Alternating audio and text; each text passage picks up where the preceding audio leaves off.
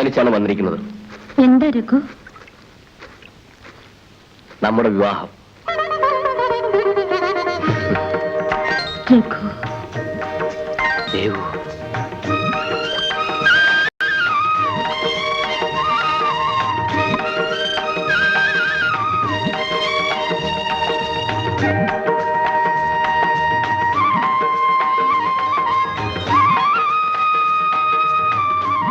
അയ്യോ ചേട്ടാ, ആരെങ്കിലും കാണും.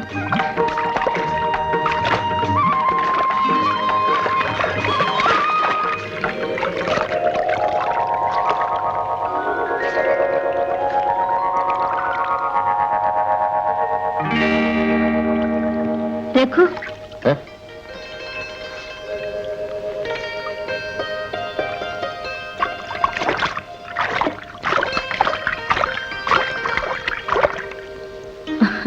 രഘു എന്താ ഇങ്ങനെ നോക്കി നിൽക്കുന്നത്?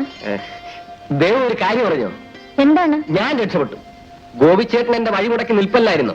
ചേട്ടൻ കല്യാണം കഴിക്കാമെന്ന് അമ്മയോട് സമ്മതിച്ചു. നേരോ? അതെ. പെണ്ണേതാ രഘു? അതൊന്നും എനിക്കറിയത്തില്ല. ഞാനൊരു പെണ്ണിനെ കണ്ടുവച്ചിട്ടുണ്ട്. ചേട്ടൻ കല്യാണത്തിന് സമ്മതിച്ചിട്ട് പറയാമെന്ന് കരുതിയിരുന്നതാണ്. ആരാണ്? ദേവു.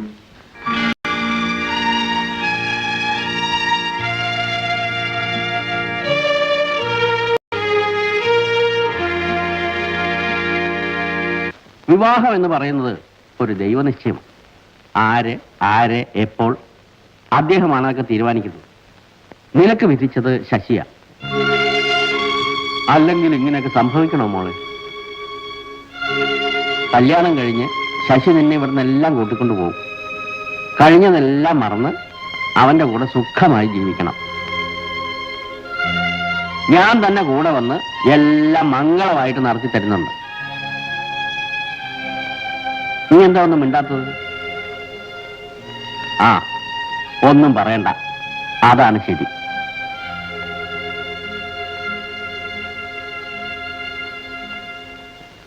ഞാൻ എല്ലാം അവളെ പറഞ്ഞ് ബോധ്യപ്പെടുത്തിയിട്ടുണ്ട്. അവൾ എതിരൊന്നും പറഞ്ഞിട്ടില്ല. അവൾ താനെ ഒരുങ്ങി പുറപ്പെട്ട് നിന്റെ കൂടെ വരും. അതുവരെ നീ നിർബന്ധിക്കാനോ ബഹളം വെക്കാനോ ഒന്നും പോകണ്ട. ശരി.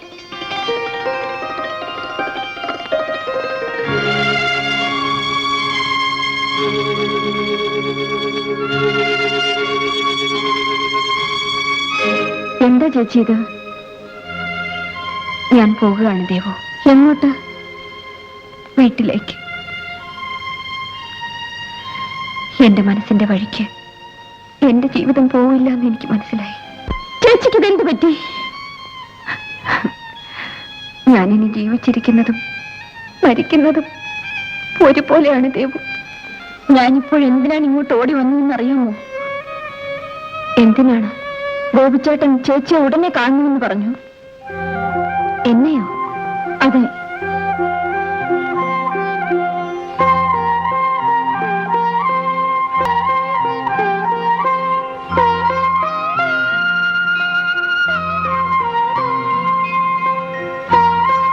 എന്നെ കാണണമെന്ന് പറഞ്ഞത്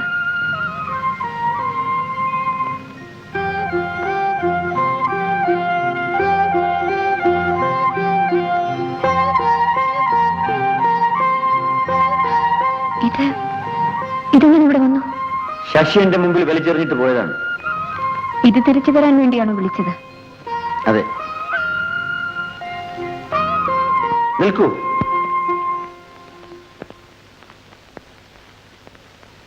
ഈ ചിത്രം വരച്ചു തീർന്നില്ലല്ലോ. അത് പൂർണ്ണമാക്കിക്കോളൂ.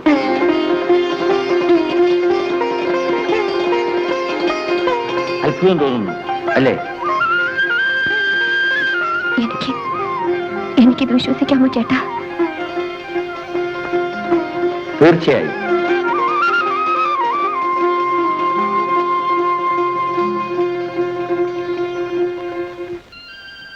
ദേവു, എനിക്ക് വേണ്ടി ഗോപിച്ചേട്ടനെ കാണണ്ട, സംസാരിക്കണ്ട. ചേച്ചി ഒന്നും പറയണ്ട. ഗോപിച്ചേട്ടനോട് 2 വാക്ക് ചോദിക്കാതെ എനിക്കൊന്നും ഉറക്കം വരില്ല. ദേവു,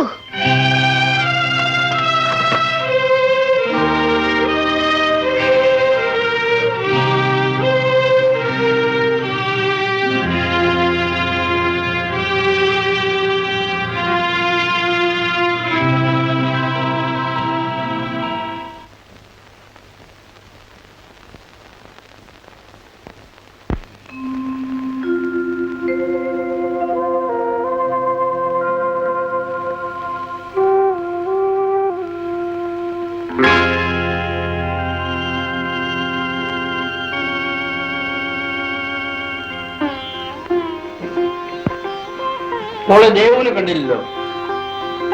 ഇങ്ങോട്ട് വന്നില്ലേ? ഇല്ല, ഇന്ന് രാവിലെ ചെയ്യേണ്ട ഒരു ജോലി അവള് ചെയ്തിട്ടില്ല. എനിക്കൊരു കപ്പ് കാപ്പി പോലും അവള് കയറി തന്നില്ല. കിടന്നുറങ്ങണ്ടാവും, മോളൊന്ന് പോയി നോക്ക്. മുറിയിലില്ല. പിന്നെ എവിടെ പോയി?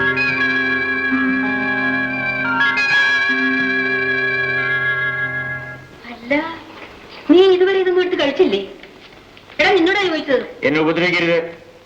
ഇത് നല്ല കൂത്ത്. എടാ, നിനക്ക് എന്ത് പറ്റി? എനിക്ക് ഭ്രാന്ത്. ഗോപി, എവിടെ ദേവു?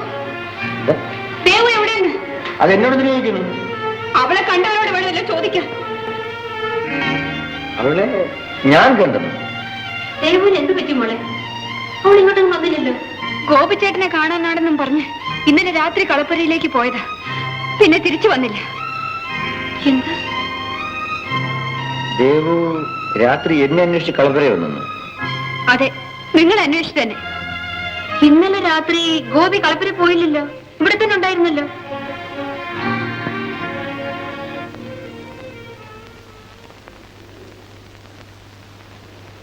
അവിടെ നിൽക്കടാ. ഇന്നലെ രാത്രി നീ അല്ലേ കളപ്പുര കിടന്നേ? അതെ. അവിടെ ദേവ് വന്നിരുന്നോ? ഇല്ല, എനിക്കറിയില്ല. എന്റെ മുഖത്ത് നോക്കി പറ. സത്യമാണ് ചേട്ടാ, എനിക്കറിയില്ല. നീ എന്തിനാണ് അതിനെ ദ്രോഹിക്കുന്നത്? നിനക്കറിയില്ലേ? എനിക്കറിയില്ല. നിന്നെ കൊണ്ട് പറയിക്കും. ഞാൻ പറയാം. എങ്കിൽ പറയാ. ഇന്നലെ രാത്രി അവൾ തനിച്ച് കളപ്പുരയിലേക്ക് വന്നു. ഗോപിച്ചേട്ടാ, ഗോപിച്ചേട്ടാ,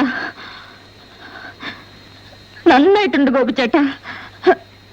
ചേട്ടൻ ചെയ്തത് വളരെ നന്നായിട്ടുണ്ട്. ചേട്ടൻ ഇത്ര ദുഷ്ടനാണെന്ന് ഇപ്പോഴാണ് അറിയുന്നത്. ആ വിജയ ചേച്ചിയുടെ സ്നേഹം മനസ്സിലാക്കാൻ കഴിവില്ലാത്ത നിങ്ങൾ ഒരു മനുഷ്യനല്ല. ആരോടെങ്കിലും പക വീട്ടുന്നതിന് പാവപ്പെട്ട എന്റെ വിജയ ചേച്ചിയെ വഞ്ചിച്ചിട്ട് വേണമായിരുന്നു. ചേട്ടാ, ഞാൻ യാചിക്കുകയാണ് ചേട്ടാ. ചേട്ടൻ അവരെ കല്യാണം കഴിക്കണം. ഞാൻ ചേട്ടന്റെ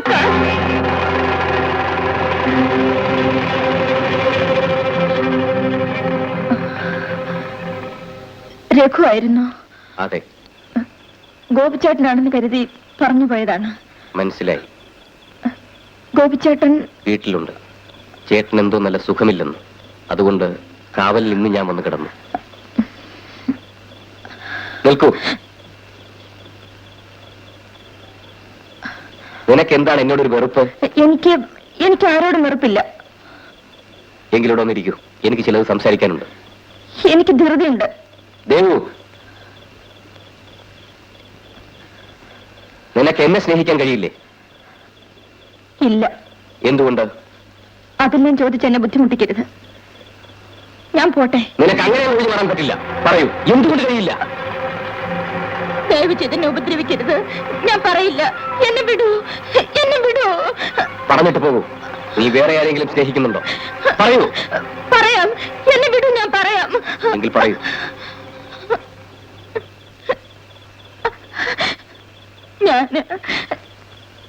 ഞാനൊരു ആളിനെ മാത്രമേ എന്റെ മനസ്സിൽ വെച്ച് പൂജിച്ചിരുന്നുള്ളൂ.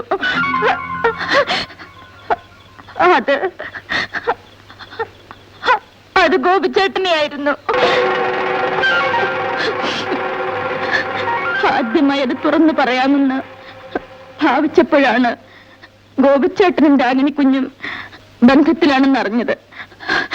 ആ ബന്ധം തകർന്നപ്പോ ഗോപിച്ചേട്ടൻ സ്ത്രീകളെ എല്ലാം വെറുത്തു. ചേട്ടന്റെ മനസ്സ് മാറുമ്പോ പറയാമെന്ന് കരുതി ഞാൻ വീണ്ടും കാത്തിരുന്നു. അപ്പോഴാണ് വിജയ ചേച്ചി ഗോപിച്ചേട്ടൻ ഒരു ജീവിതം കണ്ടെത്തിയത്. ഞാൻ കാരണം അവരുടെ ജീവിതം നശിക്കരുതെന്ന് കരുതി അപ്പോഴും ഞാൻ പിന്മാറി. ഇനി നീ എന്ത് ചെയ്യാൻ പോകുന്നു?